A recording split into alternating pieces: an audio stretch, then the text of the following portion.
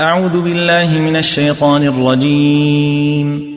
إن الذين فرقوا دينهم وكانوا شيعا لست منهم في شيء إنما أمرهم إلى الله ثم ينبئهم بما كانوا يفعلون.